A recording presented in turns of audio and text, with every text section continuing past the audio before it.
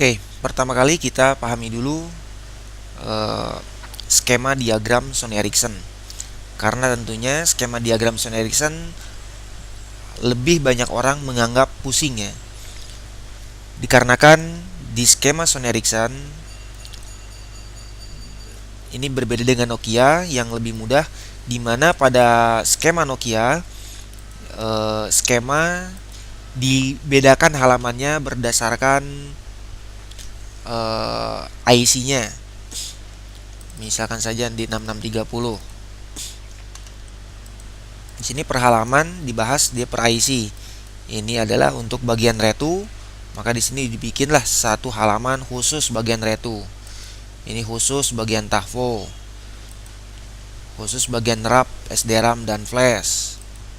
Dan begitu pula yang lainnya. Sedangkan pada Sony Ericsson setiap halaman ini dipisahkan berdasarkan sistemnya, berdasarkan kelompok fungsi rangkaiannya. Berhubung saat ini IC handphone, satu IC dia memiliki terdiri dari berbagai macam sistem. Misalkan saja untuk biasa kita sebut dengan IC power. Sebetulnya yang biasa kita sebut dengan IC power di Sony Ericsson itu bukan cuman power. Biasa power itu identik dengan bagian regulator. Sebetulnya tidak. Kita lihat saja di sini.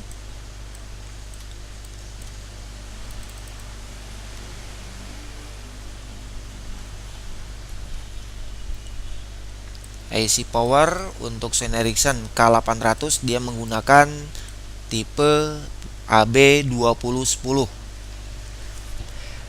IC power AB2010 ini di dalamnya terdiri dari baseband regulator, ada sistem baterai manajemen, ada analog block supply, audio block supply, dan bagian referensi. Ini satu halaman, yang bagian ini ya, ini halaman 11. Ini hanya pada bagian regulator saja dan bagian baterai manajemen. Jadi per bagian tegangan semuanya ada di sini. Nanti di halaman lain Anda pun akan mendapatkan juga N2000 ini. Jadi bukan berarti N2000 ini IC-nya ada dua. Tidak. Sebetulnya hanya satu, tapi di skemanya memungkinkan ada beberapa halaman. Kita lihat saja di sini. Ini pun ada N2000. Akan tetapi di N2000 di halaman ini adalah halaman yang menjelaskan untuk bagian PA control.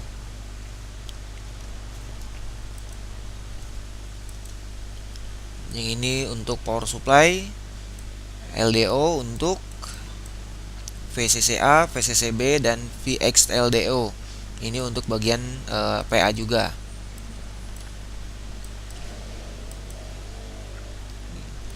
Kita lihat di sini pun ada juga N2000 juga.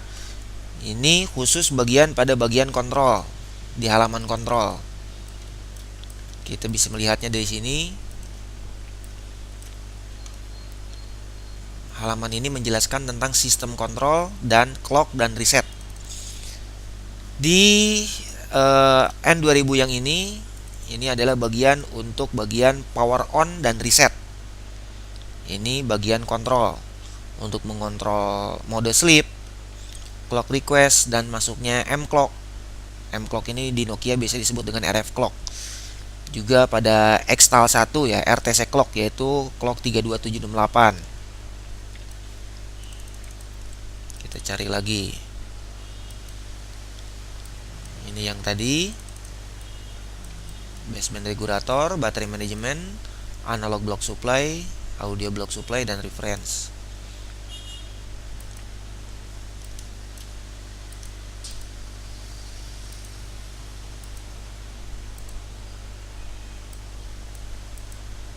Ini pun ada N2000. Ini menjelaskan tentang bagian ground. Bagian ground yang dibutuhkan oleh si IC power ini, AB210 ini. Ini juga Ini di halaman untuk Operation and Service, ADC dan DAC, Analog to Digital Converter, Digital to Analog Converter. Jadi di sini terlihat bahwa N2000 ini di dalamnya pun mempunyai converter untuk merubah dari digital ke analog.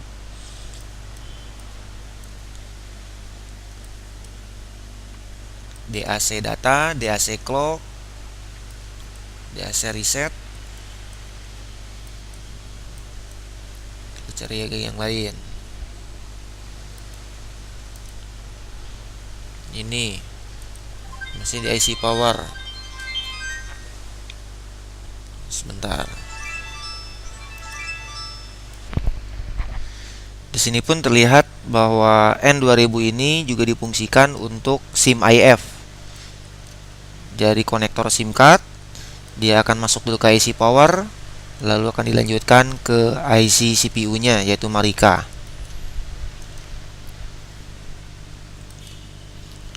N2000 ini pun berfungsi sebagai driver LED.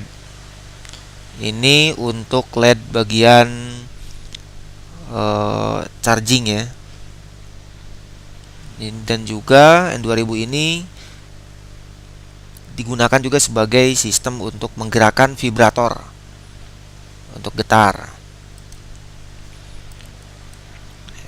IC power ini pun digunakan sebagai booster atau pembangkit tegangan yang dibutuhkan oleh LED LCD, atau kita sebut saja dengan driver LED. N2000 pun dia digunakan sebagai audio. Kita lihat saja di sini. MMI audio. Jadi N2000 ini dia menangani untuk mikrofon, untuk bagian earphone, semuanya ditangani oleh N2000 ini. Jadi sangat memungkinkan N2000 ini pun akan mengakibatkan audio bermasalah. Kita lihat lagi. Oke, habis. Kembali lagi, kita coba catat. Fungsi IC power Sony Ericsson. 1. PA control. Ini untuk biasing. Ini masih PA control juga. Power on reset dan control.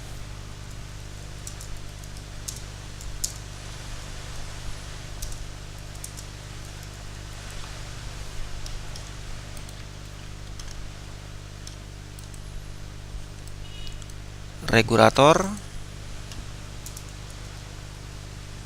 Baseband regulator.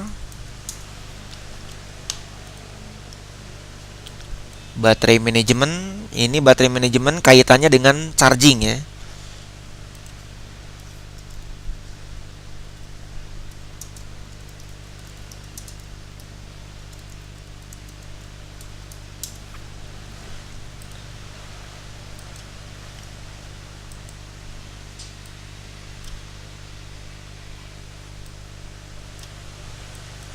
Analog block supply.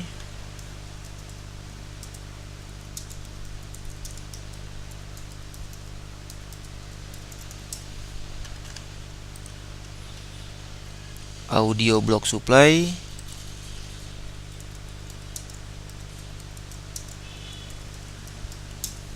Untuk menyuplai tegangan audio dan menyuplai tegangan analog. Lalu yang terakhir ref.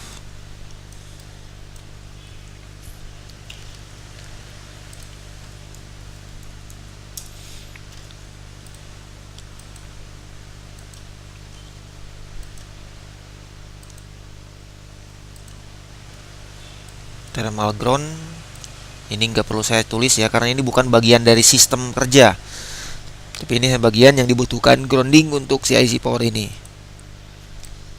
ADC,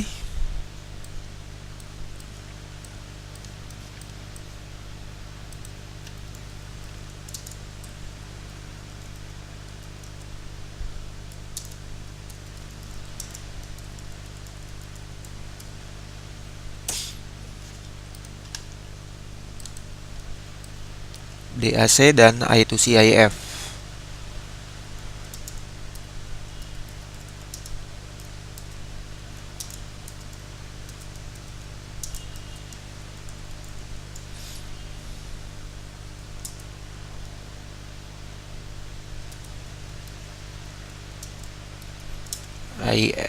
I2C ini jalur bus ya, untuk jalur data. Sebagai SIM IF,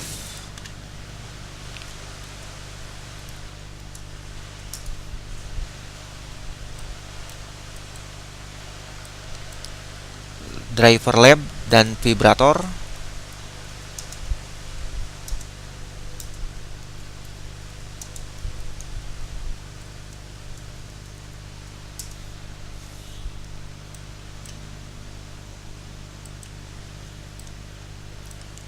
Ini booster untuk LED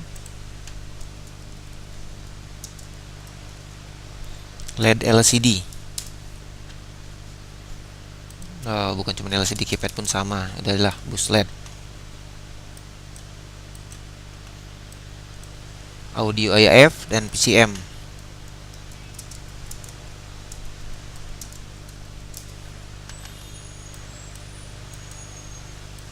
Oke, habis.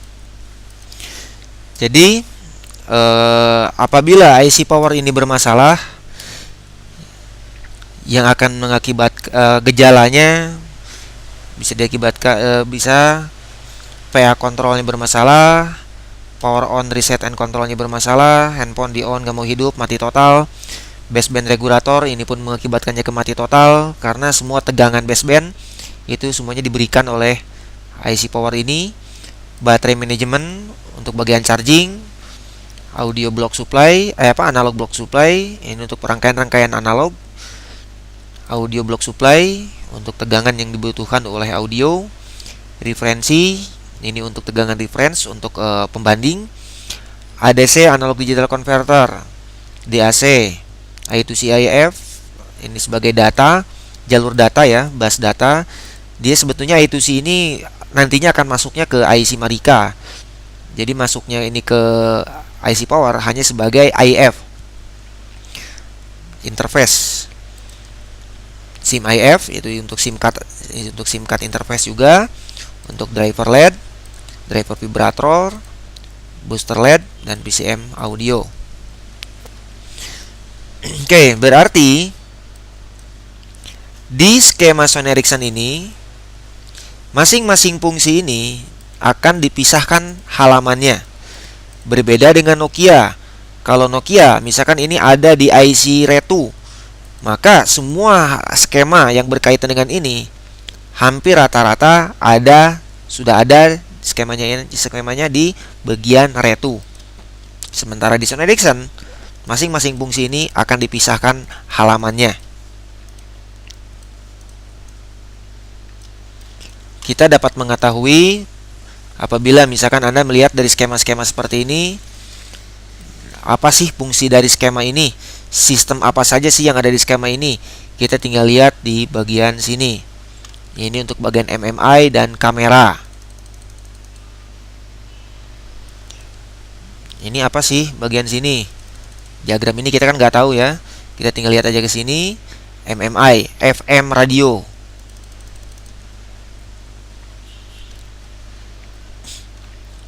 Oke. Sekarang kita bandingkan dengan IC power yang ada di Sony Ericsson tipe yang lain ya, dengan kategori yang lain. Tadi DB2020. Sekarang kita coba menggunakan DB2011 atau DB2010. Misalkan di K510.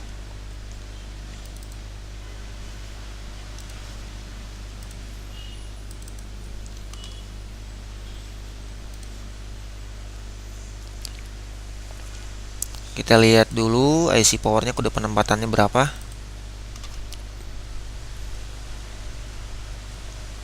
D200 ya. Jadi kita tinggal searching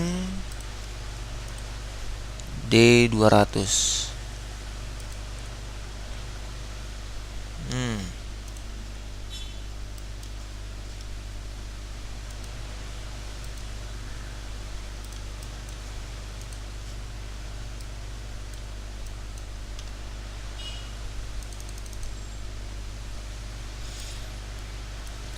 Salah.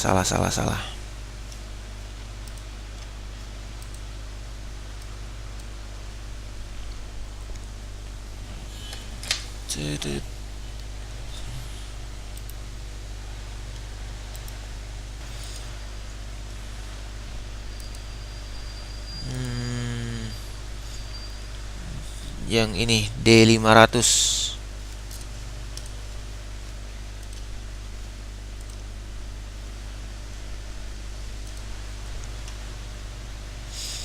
Temukan 3, ada di 3 halaman ya.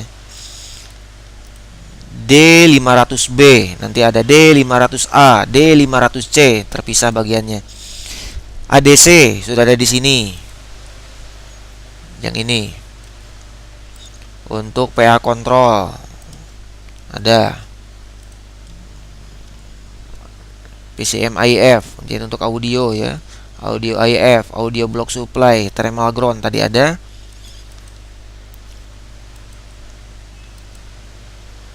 Untuk bagian kontrol I2C, SIM IF, system port, regulator, baterai manajemen, booster, analog block supply, reference, LED, dan vibra. Jadi setelah kita lihat, ternyata IC power pada K510 pada kategori DB2010 atau DB2011 yang menggunakan IC power dengan kode AB2011 itu ternyata blok sistemnya sama saja dengan DB2020. DB2020 tipe IC powernya adalah lupa lagi tadi itu berapa.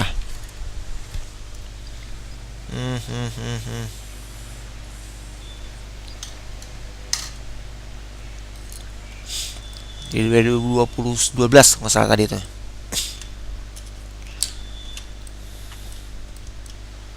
Sekarang kita coba buka di Sony Ericsson yang tipe lebih baru lagi ya, dengan kelas lebih tinggi lagi. Misalkan dengan prosesor yang menggunakan DB 3150 yaitu K850.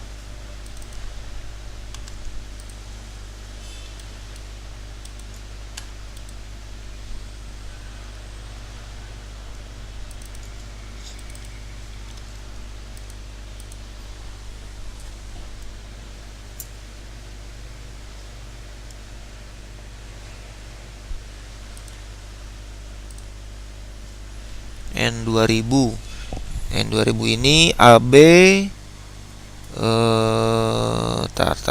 kebetulan ada mesinnya ini.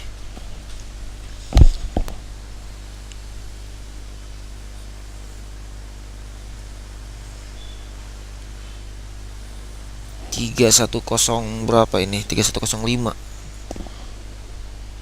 3100 N2000. Ini berhubung skemanya nggak ada, jadi saya bukannya di repair manual.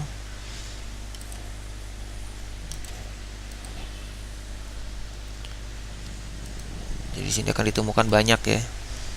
Kita langsung aja lihat yang menuju ke skema diagram.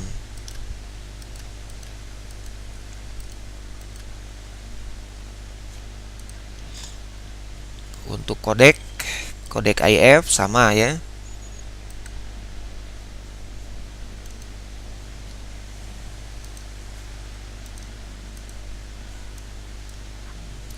AB3100 audio IF.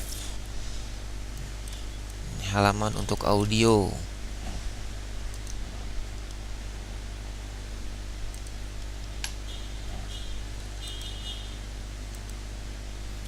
Ini untuk LED ya, LED driver dan Vibra.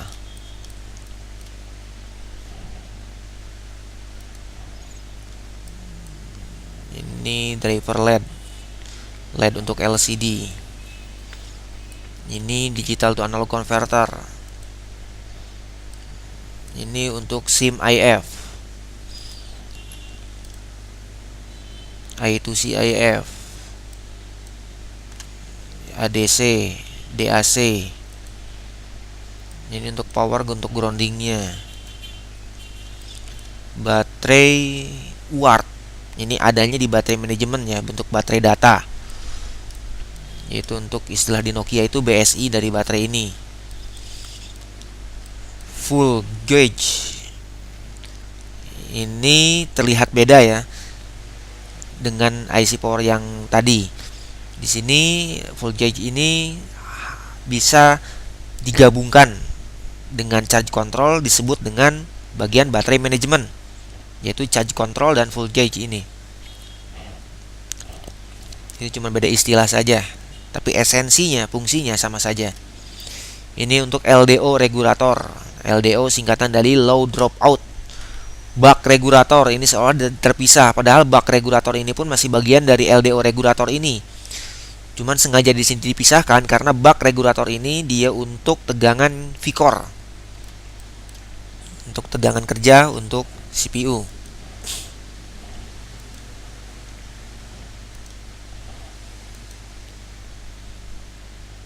Reference, test, ini nggak dipakai.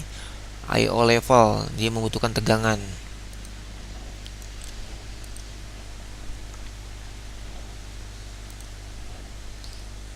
Masih yang tadi RTC untuk clock. Sistem pur. Nah, ini untuk apa ini? Infrared atau apa ini? Oh, bukan. Ya. Yang ini untuk power on reset. Istilah di yang tadi itu, yang ini ya, power on and reset control. RTC dan clock.